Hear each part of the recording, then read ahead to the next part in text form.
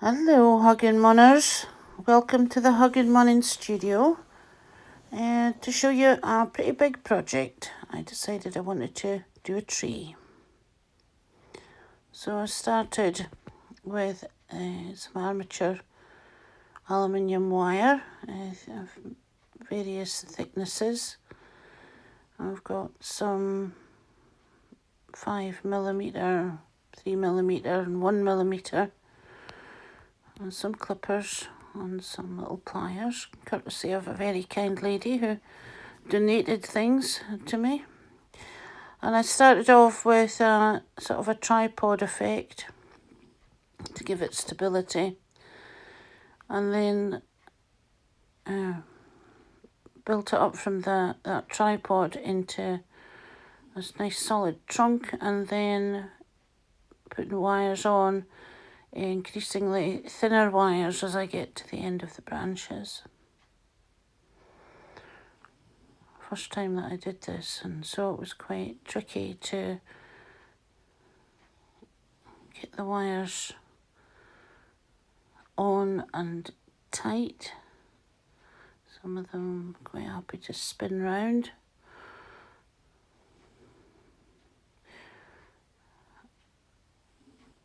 And the next thing was that I wanted it to be secured to a base, so onto this circular copper base that I had in the workshop. It was about the right sort of size of a dinner plate. So putting the core wool on nice and thick, using a multi-needle head to obviously cover the wire base, but also to give the landscape under the tree some structure. I wanted it to be quite lumpy and hilly so that I could then decorate it, which you'll see happening in a second. The base took a lot of wool, more than I expected, I think, because I wanted it to be quite chunky and robust. I wanted it to be something that could be laid down on a surface without doing any damage as well. So I wanted the wire to be well covered. This project probably took about 20 hours. Base covered with core wool, and then some flat pre-felt on the base to hold everything together, which worked out really well. That was a good move, and it's made it a robust item that's easy to lift and move about. Obviously that's a big rectangle of felt that needed to be trimmed. And then on to the good bit, the colouring, and started with the trunk of the tree.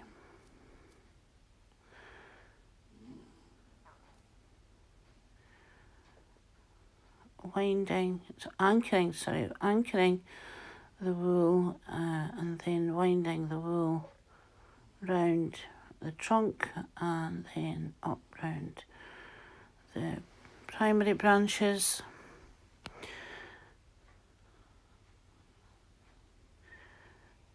I did improve. I got a wee bit more efficient as I went through this.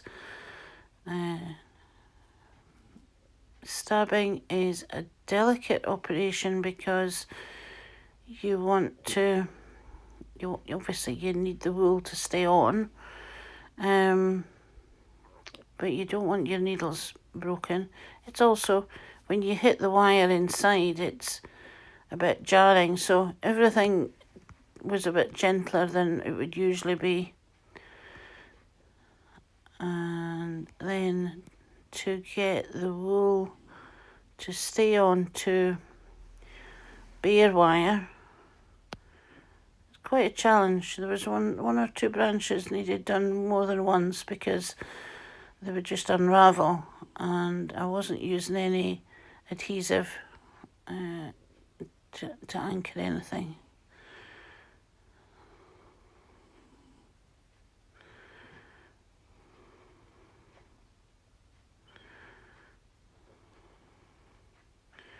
Yeah, quite tricky. However, worked our way through, trying to keep the branches looking the right shape. I realised that I mustn't do too much crossover at the intersections of the different branches, or else it looked as if the tree had something wrong with it. So I had to be careful not to turn each junction into a sort of a big lump of wood. You can see the stabbing is sort of minimal.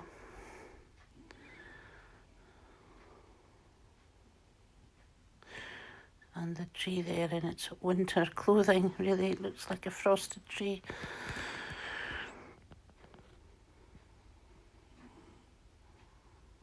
So the process of covering the branches took a couple of days really, and gentle stabbing.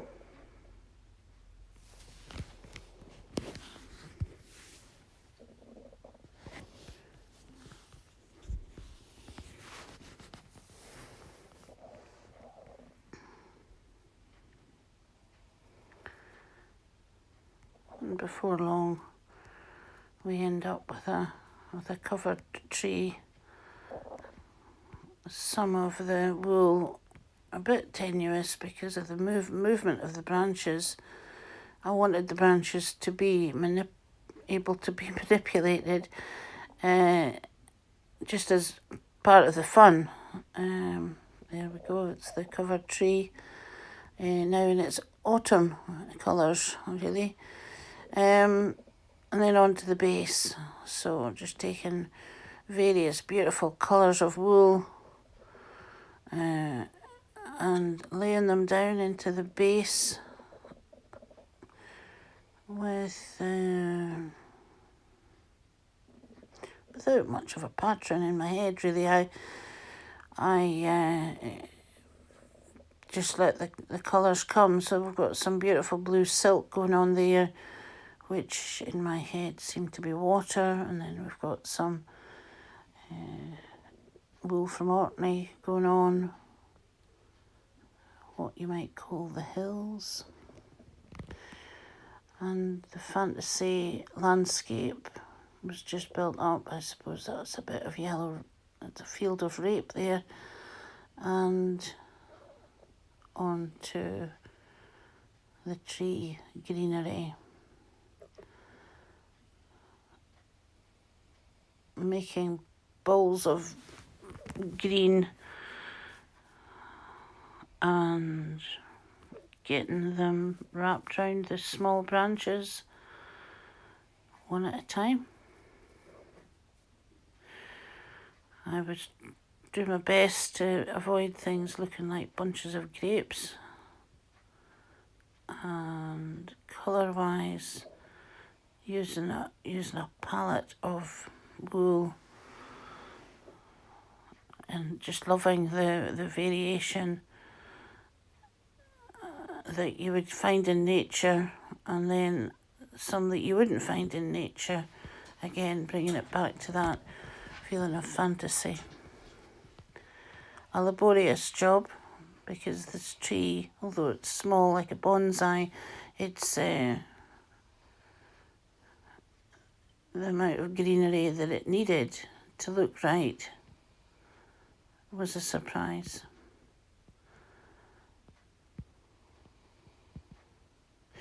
And then once those balls of different sizes went on, I then wanted to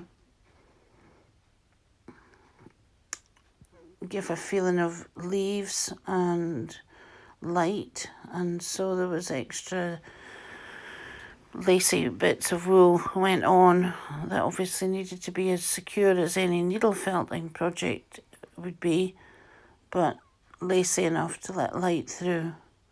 So all very challenging. I wasn't sure I was getting that perfect, and felt I needed to stop. But, less was maybe more.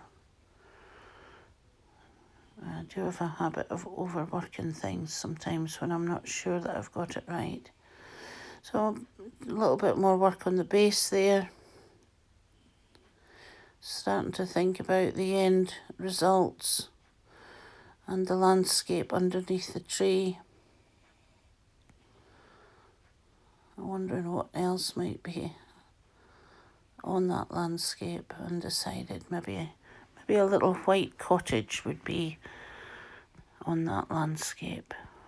A little button ben, like you see in Scotland up in the glens.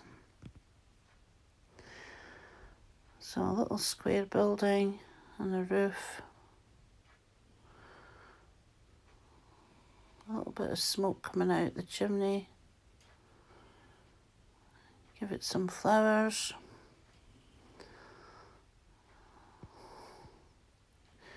And that's us done. I hope you've enjoyed watching this. I'm very proud of it. It's come out the way I wanted it to come out, and the next thing is to do some more, and some more of the structured things, the buildings, maybe more on water, so that I end up with a landscape full of felt. Hope you've enjoyed. Till next time, bye for now.